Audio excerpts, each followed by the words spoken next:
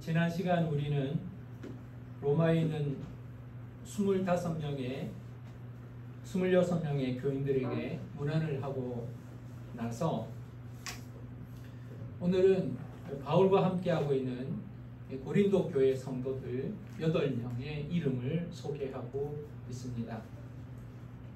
바울은 하나님의 일을 감당하면서 스스로 혼자서 감당할 수 없었기 때문에 함께하는 성도들의 도움을 받아야 했고, 그리고 함께하고 있는 성도들의 고마운 마음을 이렇게 편지를 통해서 다른 교회 성도들한테도 소개하고 있는 겁니다. 교회는 본질적으로 한 사람이 아니라 하나님의 백성 공동체입니다. 믿음의 사람들이 모여서 함께 주님의 몸을 만들어가는 것이 교회인 거죠.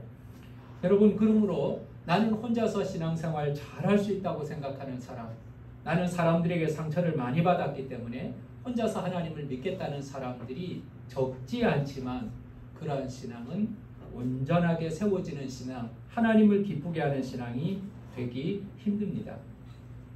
불완전하지만 불완전한 자들이 모여서 온전하신 하나님을 알아가게 하는 것, 그리고 주님을 닮아가게 하는 것이 교회의 비밀인 것이죠. 그러므로 교회에 와서 교회 안에 불완전한 자들이 보인다고 하여서 실망할 것이 아니라 그건 너무나 당연한 일이고, 우리 하나님의 나라의 영원한 것, 온전한 것을 우리는 사모하는 믿음으로 바라볼 수 있기를 간절히 원합니다. 오늘 본문 말씀의 이름을 가만히 보면 8명의 이름 가운데 4명이 여자입니다. 그러니까 벌써 고린도 교회, 로마 교회도 여자들의 영향력이 크고 여자들이 열심히 신앙생활을 했다는 것을 알 수가 있죠. 뿐만 아니라 8명의 이름을 소개하는 것을 통해서 대략 이 고린도 교회 교인들의 숫자를 알 수가 있습니다. 로마 교회는 26명의 이름을 낭독을 했습니다. 고린도 교회는 8명의 이름이 나옵니다. 다시 말하면 이 고린도 교회는 작은 교회였다는 사실을 우리는 알게 되는 겁니다. 한 사람 한 사람 이름을 소개합니다. 제일 먼저 나오는 사람은 동역자 디모데입니다. 바울은 성경을 통해서, 서신서를 통해서 아들이라고 표현하는 사람이 3명이 있었습니다. 3명이 있었습니다. 그 중에 한 사람이 디모데입니다. 바울은 결혼을 하지 않았기 때문에 육적인 아들은 없습니다. 그러나 믿음 안에서 그를 양육하고 헌신하게 하여서 자신의 사랑을 베푸는 믿음의 영적 자녀들이 있었습니다. 그 사람을 아들이라 이렇게 말하는데, 디모데는 바로 그런 영적 아들입니다. 실제로 디모데는 에베소 교회 목회자로 가게 됩니다. 여러분, 에베소 교회는 대단한 사람들이 목회를 하게 됩니다. 에베소 교회 사역자 중에 대표적인 사람은 사도 요한입니다. 예수님의 어머니를 모신 사람, 요한복음을 기록한 사도 요한이 에베소 교회의 목회자였고, 에베소 교회의 목회자로 있으면서 요한계시록을 기록하게 됩니다. 바로 그 교회에 이 디모데가 가게 되죠. 뿐만 아니라 바울은 이 디모데를 사랑하여서 목회적 어려움 가운데 있는 디모데를 위해서 디모데 전서, 디모데 후서를 기록해서 그에게 편지로 보내주게 됩니다. 지금 디모데는 헬라 교회 여러 교회들의 헌금을 모아서 예루살렘을 돕기 위해서 바울과 함께 여행하는 가운데 있었습니다. 두 번째, 나의 친척 누기오와 야손과 소시바도가 너에게 문안한다 라고 말했습니다. 여러분, 이 세 사람은 실제로 바울의 친척이 아닙니다. 이 사람들은 유대인으로 보입니다. 자, 지금 예루살렘이나 아니면 이스라엘 땅에서 교회가 세워졌다면 대부분이 유대인이었겠죠. 그러나 지금 교회가 세워지는 것은 대부분 이방 지역입니다. 특별히 고린도는 외국입니다. 지금의 코린트, 여러분 미술사나 건축 공부할 때 코린트 양식이라고 나오는데 바로 그게 코린트입니다. 고린도입니다.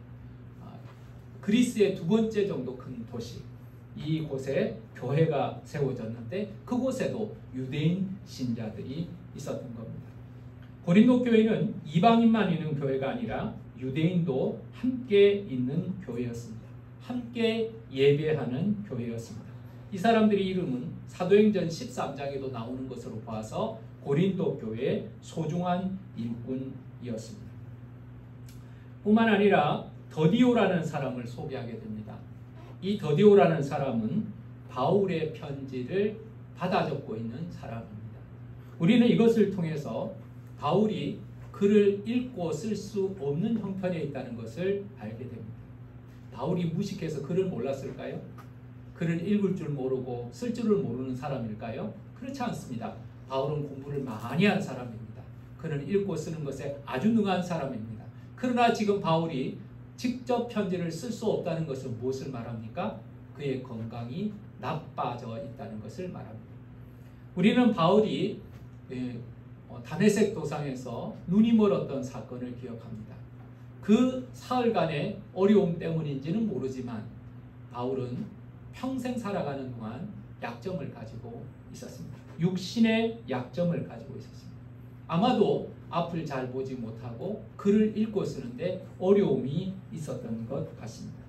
그런데 여러분, 이 바울의 연약함을 돕는 사람들이 함께함으로 바울은 힘있게 하나님의 말씀을 전할 수가 있었던 겁니다. 바울은 편지를 쓸 수 없지만 그의 입에서 불려지는 말씀을 통해 이 더디오가 이 편지를 잘 받아 적음으로 말미암아 로마서라는 위대한 복음의 내용이 우리에게 전달될 수 있는 겁니다.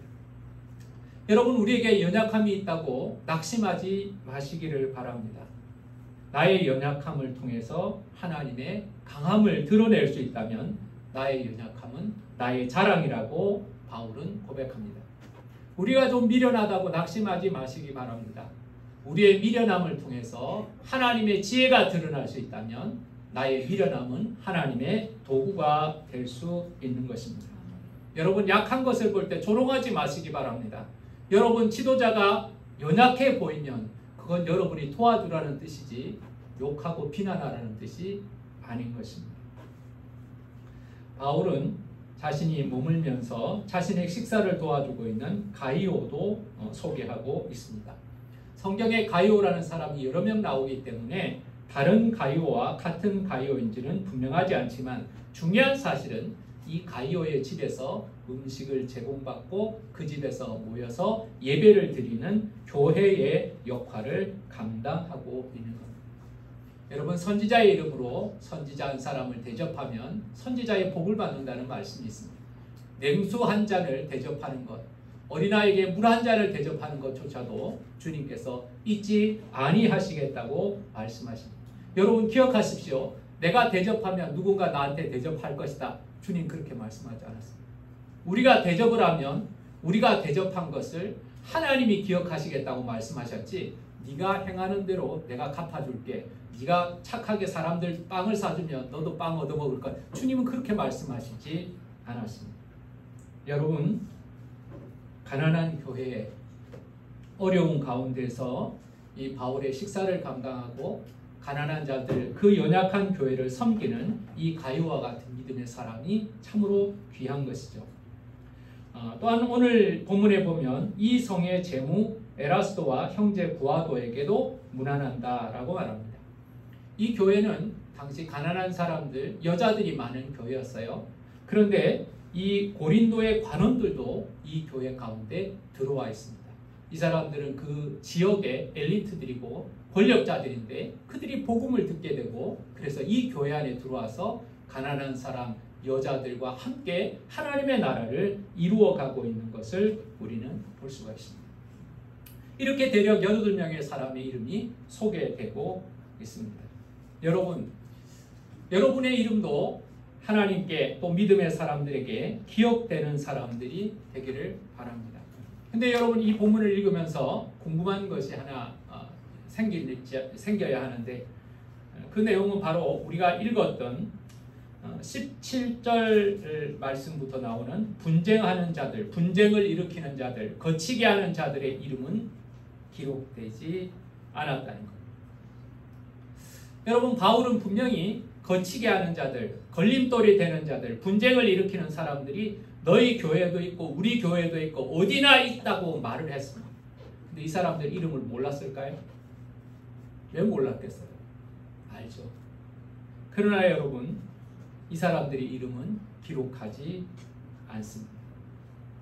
이 사람의 이름은 기록되지 않았습니다. 여러분, 여러분과 저는 주님 앞에 이름이 기록되는 사람이 되어야 하고, 또 여러분의 신앙 속에서도 누군가의 편지 속에 기록되는 사람이 있으면, 기록된 사람이 된다면 얼마나 복된 일일까요? 여러분은 지금 이 편지에, 바울의 편지에 등장하게 된다면 여러분들은 어떤 것으로 기록될 수 있겠습니까? 어떤 일로 바울은 여러분들의 이름을 기록할 것 같습니까? 그냥 지나가 버리는 사람이 될까요? 아니면 여러분들의 소중한 헌신을, 아름다운 신앙을 바울은 이 편지의 마지막에 여러분의 이름을 기록할지 한번 돌아볼 수 있기를 바랍니다.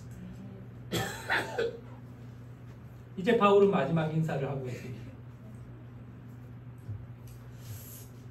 이 바울의 마지막 인사는 하나님에 대한 찬양으로 마치게 됩니다.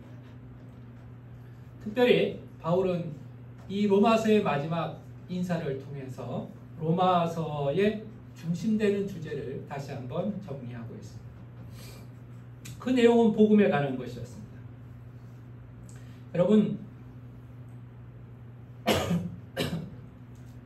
24장을 우리가 24절을 보겠습니다. 나의 복음과 예수 그리스도를 전파함은, 나의 복음과 예수 그리스도를 전파함은, 이렇게 말합니다.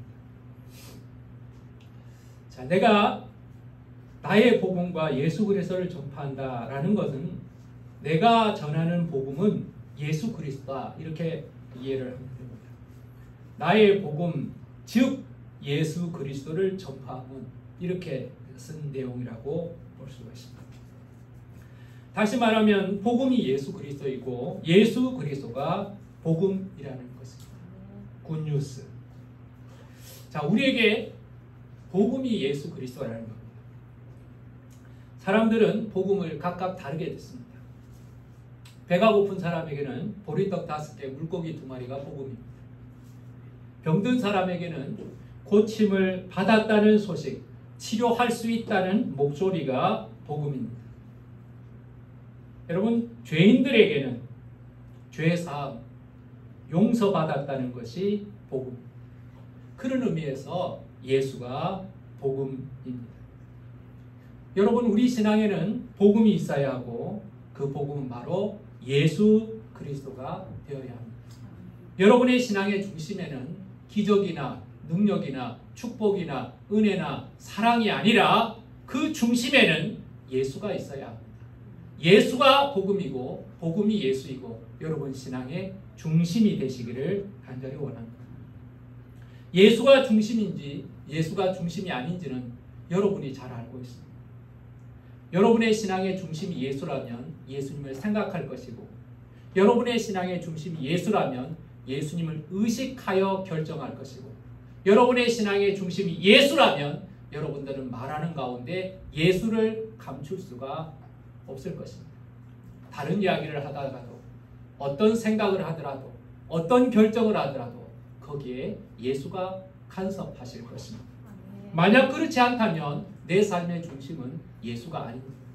나는 나의 복음이 다른 것일 겁니다. 여러분, 돈 많이 벌었다는 것이 복음이 되는 사람이 있을 겁니다. 높은 자리에 올라갔다는 것이 복음이 되는 사람이 있을 것입니다. 내가 무엇인가 성공하여서 획득한 것이 복음이라고 생각하는 사람도 있을 것입니다. 그러나 우리는 이렇게 말합니다. 가난한 자에게나 부한 자에게나 건강한 자에게나 병든 자에게나 무지한 자거나 지혜로운 자에게나 예수가 복음입니다. 왜 예수가 복음인가? 죄가 없는 사람이 없기 때문에 그렇습니다. 사람들은 인정하고 싶지 않지만 사람들은 죄가 누구에게나 있습니다. 융이라는 사람은 이렇게 표현했습니다.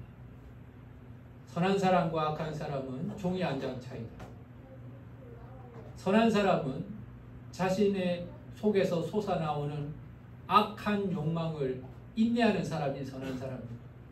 악한 사람은 그 인내해야 하는 악한 욕망을 참지 못하고 겉으로 표현하는 사람은 악한 사람이다. 저는 그 융의 심리학 책을 읽으면서 깨달았어요. 아, 이건 참 복음적인 내용이다. 주님은 그 중심을 보시는데 마음으로 죄 짓는 것을 죄라고 보시는데 융이 바로 그 생각을 읽어낸 사람이구나. 여러분, 우리는 어떤 사람입니까? 두 가지 죄인이 있습니다. 하나는 들킨 죄인과 하나는 들키지 않은 죄인. 여러분과 제가 지금 멀쩡하게 앉아있는 이유는요, 들키지 않는 죄인이기 때문에 그렇습니다. 죄를 안 지었어요? 여러분 중에 죄 없다고 말할 수 있는 사람이 어디 있어요? 저도 죄인이고 여러분도 죄인이에요. 그런데 들키지 않는 죄인이었기 때문에 여러분은 괜찮은 사람으로 포장이 되어 있는 것입니다. 감옥에 가 있는 사람, 망신을 당하는 사람, 부끄러움 당하는 사람은 어떤 사람이요? 여러분과 저와 같이 똑같이 죄를 지었는데 들켰을 뿐이에요. 문제는 사람이 죄라고 해서 다 죄가 아니라 죄의 심판자는 하나님이시라는 거예요. 여러분 기억하세요. 다른 사람들이 여러분 괜찮아요. 이렇게 살아도 괜찮아요. 이 정도는 죄가 아니에요. 우리 다 이렇게 죄 짓잖아요. 그러니까 같이 죄를 지으니까 죄가 없는 거예요. 여러분 그런 말에 속지 마세요.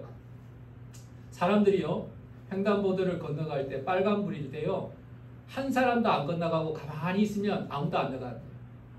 근데 여러분 한 사람, 두 사람 용기를 내서 20명, 30명이 한꺼번에 건너가면요, 빨간불이라도 용감하게 건너갑니다. 왜 그런 줄 아세요?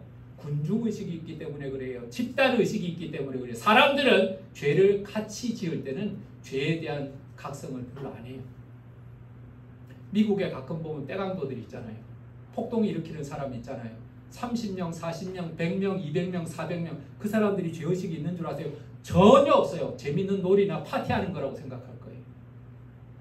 오늘 이 시대가 타락했기 때문에 사람들이 그런 기준으로 살아가고 있기 때문에 서로 생각하길 야, 다 이렇게 살기 때문에 죄의식을 느끼지 않지만 그건 사람의 기준이지 하나님의 기준이 아니라는 거예요. 죄에 대한 결정은요, 하나님이 하십니다. 우리가 인생의 법정, 사람의 법정에는 서지 않을 수도 있지만 우리는 인생의 마지막에 하나님의 법정에 서게 될 것입니다. 하나님은 우리의 심판자시라는 사실을 우리는 부인할 수 없습니다.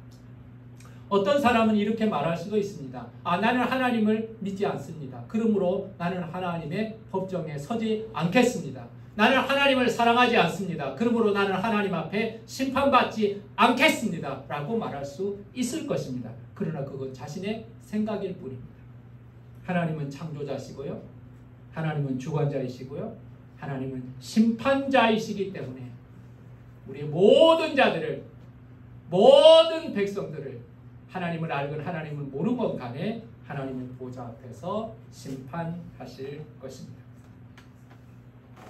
자, 그런데 여러분, 이 심판에서 죄 없다고 인정받을 사람은 없다는 거예요. 모두가 죄인입니다. 모든 사람이 죄를 범하였으며 하나님의 영광에 이르지 못하더니 심판을 받고요. 그 다음 달은 정죄를 받습니다. 죄가 확정이 되는 게 정죄입니다. 우리나라 말로 표현하면 확정 판결이라고 말할 수 있습니다. 그리고 심판을 재판을 받고 정죄를 받고 그리고 영원한 불에 들어가게 될 것입니다. 그런데 이러한 사망에 이를 자들을 향하여, 죄에 대하여 무기력한 자들을 향하여, 죄에 대하여 마비된 자들을 향하여 하나님은 은혜를 베풀어 주셨습니다. 그것이 뭔가? 그것이 복음이라는 것. 복음은 어떻게 우리에게 나타난 바 되었나? 예수를 통해서 복음이 이루어진 줄 믿으시길 바랍니다. 예수가 이 땅에 오셔서 십자가에서 우리의 죄를 대신 지시고 십자가에서 피 흘려 죽으심으로 말미암아 죄에 대한 대가를 지불하셨습니다. 송양하셨습니다. 우리가 갚아야 되는 대가를 예수 십자가에서 피 흘리심으로 갚으셨습니다. 그리고 그가 부활하셨습니다. 사흘 만에 부활하셨습니다. 사망의 권세를 이기셨습니다. 부활의 첫 열매가 되었습니다. 그래서 그 부활의 능력이 믿는 자들 가운데 임하게 된 것입니다. 자, 그러면 예수 그리스도의 십자가로 인하여 죄가 사함받고 부활하심으로 인하여 생명을 얻는데 이 부활의 능력과 생명이 또 예수 그리스도의 피 흘림으로 인하여 속죄받는 그 은혜가 우리에게 어떻게 임하는가의 문제입니다. 구약 성경에서는 행함으로 임하는 겁니다. 율법을 행함으로, 죄를 짓지 아니함으로, 짐승을 죽여서 피 흘림으로, 물로 씻고 불로 태우고 헌신함으로 죄를 없게 하려고 하였지만 거기에는 실패하게 되었습니다. 율법이 무능한 것이 아니라 율법을 온전히 지키는 우리의 순종이, 행함이 불완전하였기 때문에 그렇습니다. 그래서 하나님께서는 또 다른 의를 우리에게 보여주셨다고 로마서에서 말하고 있습니다. 또 다른 의가 나타났는데 그 다른 의는 무엇인가? 예수 십자가를 믿는 믿음을 의롭다고 하시는 것. 짐승을 바치는 것, 금식 기도하는 것, 헌신하는 것, 예배를 1000번 만번 드리는 것을 의롭다고 아니하시고 예수 그리스도께서 죽으시고 부활하신 예수 그리스도를 믿는 그 믿음을 의롭다고 하신 것입니다. 십자가에 달린 강도도 그 믿음으로 구원 얻었습니다. 가늠한 여인도 그 믿음으로 용서를 받았습니다. 배신한 제자도 이 복음의 능력으로 사함을 받아 의롭게 되었다는 사실을 여러분 기억하시길 바랍니다. 25절에 보면 이 복음은 감추어진 복음이었습니다. 전에는 감추어져 있었습니다. 감춰준 것. 그래서 비밀이죠. 인간의 역사 속에 하나님은 항상 계셨습니다. 인간의 역사 속에 우리 예수님도 항상 계셨습니다. 창조의 아침에도 함께 계셨고 에덴의 동산에도 함께 계셨습니다. 아담과 하와가 헐벗었을 때도 주님 함께 하셨고 뱀의 머리를 밟아서 여자의 후손이 승리하게 하실 것이라는 말씀을 선포할 때도 바로 그 자리에 계셨습니다. 그러나 많은 사람들에게는 감추어져 있었습니다. 예수 그리스도를 보지 못하였고 볼 수 없었습니다. 그러나 아주 특별한 은혜를 경험한 사람, 다윗 같은 사람은 예수 그리스도를 구약의 인물이었지만 보고 있었던 거죠. 에베소서 3장 9절을 보면 영원부터 만물을 창조하신 하나님 속에 감추어졌던 비밀의 경륜이 어떠한 것을 드러내게 하려 하심이라 그랬습니다. 하나님 속에 감추어졌던 비밀이 드러나게 될 것이라고 말씀합니다.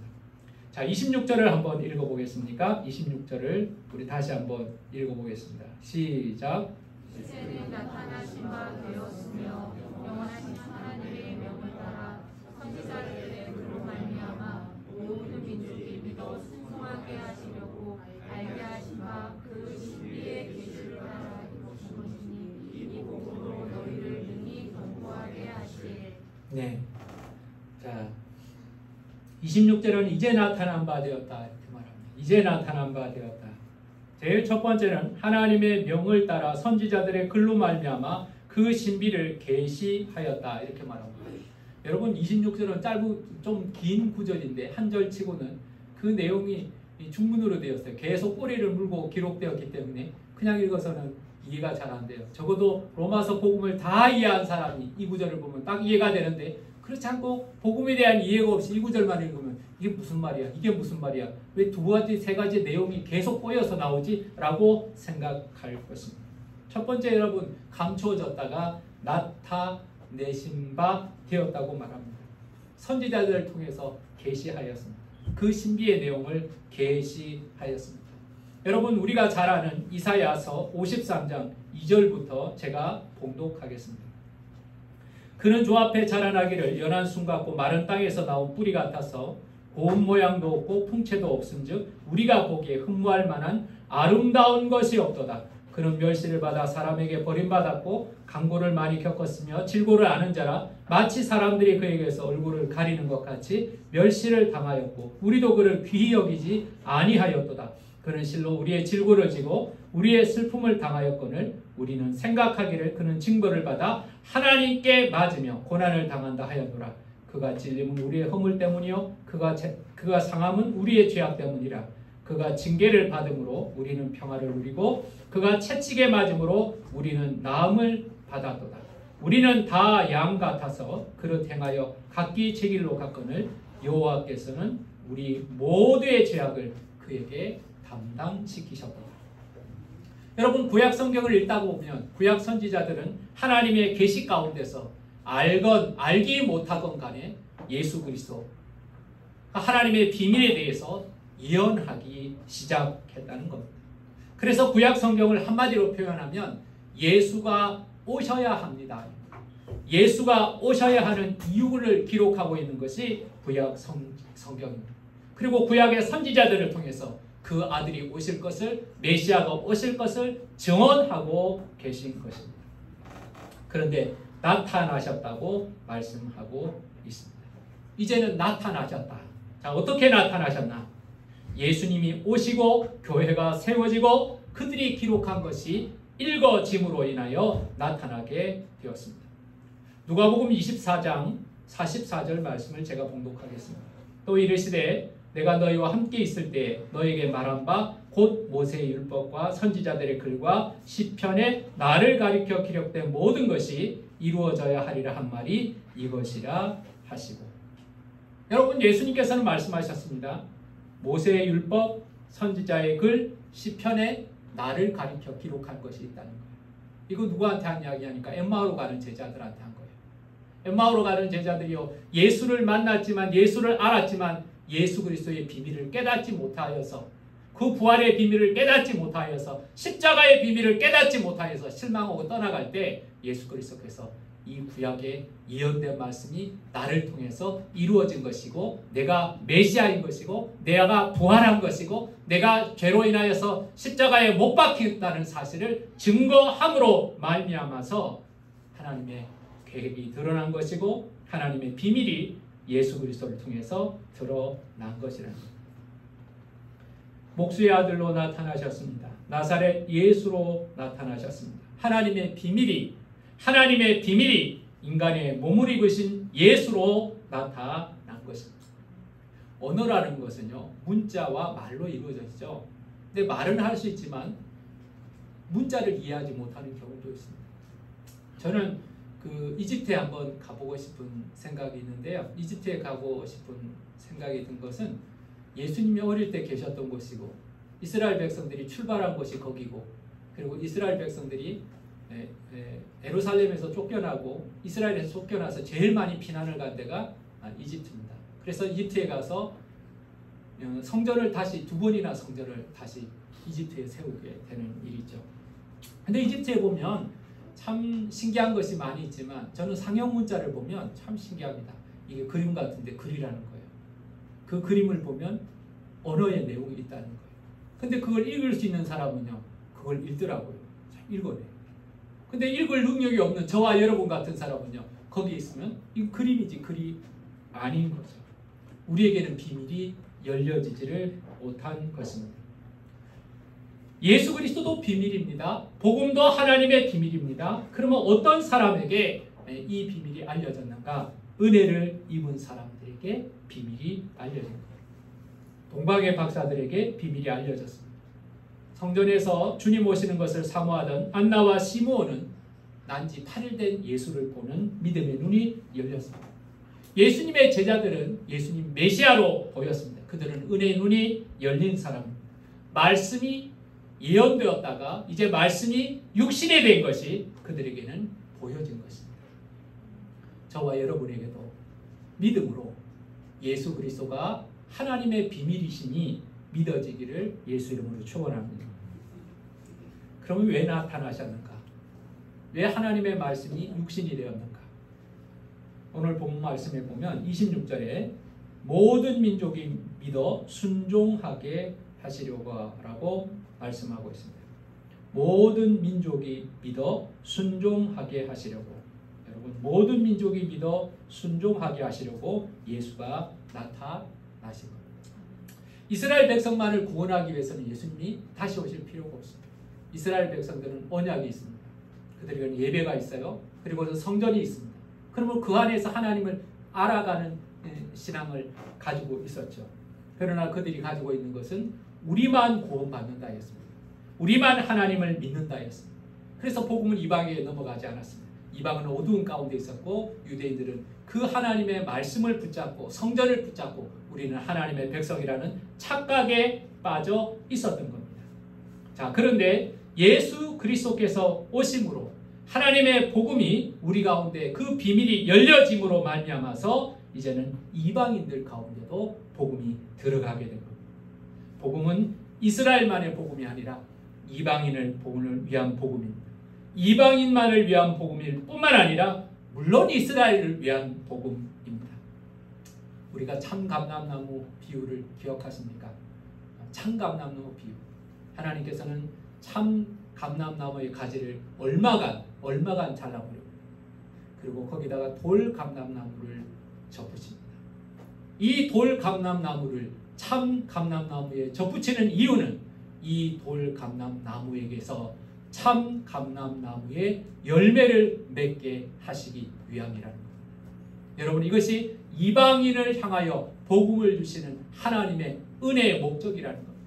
돌감람나무는 우리요, 이방인이요. 참감람나무는 이스라엘이요, 언약이요. 이 가지를 베어버린다는 것, 이스라엘 얼마를 내려놓더라도 이방인들을 붙여서 열매 맺되 하나님이 약속하시고 하나님이 예비하신 하나님의 백성의 은혜를 누리게 하시려고 돌감람나무를 붙이신다는 거예요. 근데 거기서 끝이 아니죠. 여러분, 로마서를 읽으면서 들으면서 끝이 아닙니다. 하나님께서 이 참감람나무를 아끼지 않았는데 돌감람나무도 하나님께서 얼마나 심판하시겠어요. 그리고 하나님께서 돌감람나무가 이렇게 열매를 맺게 하시는데 원가지 참감람나무는 얼마나 열매를 많이 맺게 하실 수 있겠냐. 역사의 마지막에는 버려진 이스라엘이 하나님을 거역하고 십자가에 못 박아 예수를 죽인 이스라엘이 하나님 앞에 돌아오게 될 것입니다. 그리고 그들도 하나님의 백성으로 회복될 것이고 그들도 우리와 같은 찬송을 할 것이고 그들도 예수 그리스도를 구주로 고백하게 될 것이고 그래서 새 이스라엘, 온 이스라엘, all 이스라엘, 모든 이스라엘, 이제 혈통적인 아브라함의 후손이 아니라 영적 아브라함의 후손인 모든 이스라엘이 하나님을 찬양하게 하려고 우리에게 순종하게 하려고 하나님은 우리에게 복음을 주시고 그 아들이 나타나신 겁니다. 두 번째로 그 아들이 나타나신 이유는 26절 하반절을 또 읽어보겠습니다. 26절 하반절 중간부터 제가 읽겠습니다. 모든 민족이 믿어 순종하게 하시려고 알게 하신 바 그 비밀의 계시를 따라 된 것이니 이 복음으로 너희를 능히 견고하게 하시리라고. 여러분, 복음으로 견고하게 하시려고 우리에게 나타나신 것입니다. 왜 아들이 이 땅에 오셨습니까? 왜 우리에게 복음을 주십니까? 이 복음으로 견고하게 하시려고 허락하신 것입니다. 여러분, 이 복음은 죄를 이기는 능력입니다. 죄는요 저절로 없어지지 않아요. 지금 우리나라 정치인들이 막 뭐 감옥에 가냐 안 가냐, 뭐 야당 대표, 여당 국회의원, 시장 뭐 할 거 없이 죄 지은 사람 벌벌 떨잖아요. 무서워하잖아요. 여러분, 그 사람 거짓말 막 구차하게 하는 거 보잖아요. 이 죄가 얼마나 무서우면 그렇게 하겠어요. 근데 여러분, 사람의 법정도 그렇게 무서운데 하나님의 법정은 얼마나 무섭겠어요. 하나님의 심판은 얼마나 두렵겠어요. 영원한 심판이에요. 사람들의 심판은 감옥 들어가서 몇 년 살면 나와요. 벌금여도 있고 집행유예도 있고 뭐 죄는 있지만 벌은 하지 않는다. 몇 년간 유예한다. 여러분, 그런 것도 있지만 하나님의 심판은 영원한 심판이에요. 그 죄를 이기는 힘이 무엇인가? 죄를 짓지 않으려 문을 걸어 잠그고 있으면 죄를 짓지 않을 수 있을까요? 여러분, 죄라는 건요 하지 말아야 할 것을 하는 것도 죄지만 해야 할 것을 안 하는 것도 죄예요.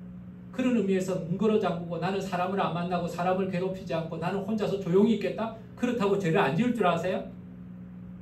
해야 할 것을 못하기 때문에 죄일 뿐만 아니라 우리는 걸어 문 잠근 문 안에서도 방 안에서도 얼마든지 내적으로 죄를 지을 수 있는 존재라는 걸 여러분 아시잖아요. 그 죄를 이기는 능력은 복음밖에 없습니다. 복음이 우리 안에 들어왔습니다.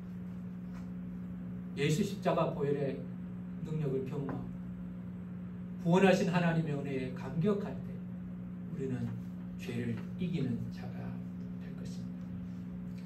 죄에서 자유를 얻게 하며 주의 보혈 능력입니다. 여러분, 저는 여러분이 제가 이 복음이 지식이 아니고 이 복음이 여러분의 삶 속에서 죄를 이기는 능력으로 경험되어지기를 예수 이름으로 축원합니다. 이 복음이 그냥 예수 믿으면 천국 간대 그런 지식이 아니고 뭐 내가 죄를 이겼는지 없는지 막 잘 모르지만 계속 죄의식 가운데 살아가는 것이 아니고 이 복음이 살아있고 복음이신 예수 그리스도가 여러분 안에 거하심으로 말미암아 용서받은 기쁨이 있고 죄와 유혹을 이길 수 있는 능력으로 여러분에게 나타나기를 예수 이름으로 축원합니다. 견고하게 하신다. 이 복음이 견고하게 하신다. 이 예수가 여러분을 견고하게 하신다는 말씀이 여러분의 삶 속에서 경험되어지기를 간절히 원합니다. 이제 마지막 한 줄을 읽겠습니다. 27절입니다. 다 같이 봉독할까요? 지혜로우신 하나님께 예수 그리스도로 말미암아 영광이 세세 무궁하도록 있을지어다. 하나님의 지혜를 찬양합니다. 고린도전서 1장 24절을 보면 오직 부르심을 받은 자들에게는 유대인이나 헬라인이나 그리스도는 하나님의 능력이요 하나님의 지혜니라. 복음에는 하나님의 지혜가 있습니다. 우리를 죽이지 않고 우리를 구원하시는 하나님의 지혜가 있습니다.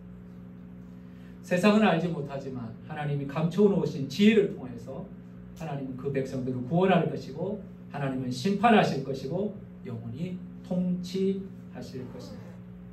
사람의 지혜로 하나님을 알지 못하기 때문에 우리는 전도를 해야 하는 것이고 우리의 지혜로 하나님을 알 수 없기 때문에 성령의 도우심을 구해야 하는 겁니다.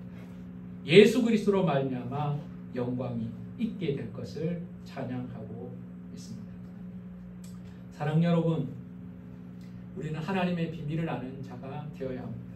로마서를 통해서 하나님의 비밀이 무엇인가? 그건 복음이에요. 그 복음, 아들을 보내서 그 아들을 죽게 하시고 그 아들을 사흘 만에 부활하게 하셔서 그 예수를 믿는 믿음을 의롭게 하시는 하나님의 계획, 그게 비밀이고 그게 복음인 거예요. 그리고 믿는 자에게 구원을 주시는 하나님의 능력, 그게 복음인 거예요.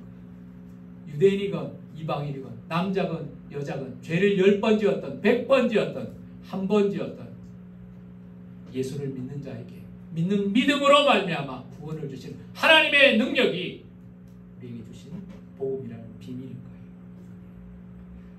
여러분, 예수를 믿는 자는 그리고 복음을 가진 자는 비밀을 가진 자입니다. 하나님의 비밀을 가진 자입니다. 비밀은 모든 사람이 안다면 비밀이 아니겠죠. 감춰졌던 비밀이고 선지자들을 통해 드러났던 비밀이고 이제는 예수 그리스도를 통해서 드러난 비밀이고 이제는 우리는 하나님의 복음을 통해서 그 비밀을 듣고 있는 겁니다. 비밀이 있는 사람, 그리고 비밀을 누리는 사람, 그리고 비밀로 인하여 감격하는 사람, 이 복음 때문에 여러분 가운데 계신 부활하신 예수님 때문에 하나님의 비밀이 여러분 가운데 늘 있는 저와 여러분 되시기를 예수 이름으로 축원합니다. 기도하겠습니다. 아버지 하나님, 하나님께서는 우리에게 비밀을 주셨습니다. 죄를 사함받는 비밀, 그 아들 예수 그리스도를 보내어서 십자가에 죽게 하시는 비밀, 그리고 믿는 자가 의롭게 된다는 영적인 비밀. 사람들은 알지 못하고 그래서 그것을 얻지 못하지만 우리는 말씀을 통해 그리고 은혜를 통하여 이 비밀을 알게 된 자요 그리고 경험한 자가 되었습니다. 하나님은 이 비밀을 가진 자를 견고하게 하실 것이라고 말했습니다. 이 비밀을 통하여서 모든 백성들이 하나님 앞에 나올 것이라고 말씀하고 계십니다. 하나님, 우리는 이 복음이라는 비밀, 예수 그리스도라는 비밀, 예수 그리스도를 통해서 우리를 구원하시는 하나님의 놀라운 비밀을 가진 자가 되었으니 하나님, 이 비밀을 기뻐하고 감사하며 이 비밀을 증언하는 자로 살게 하여 주시옵소서. 예수님의 이름으로 기도하였습니다.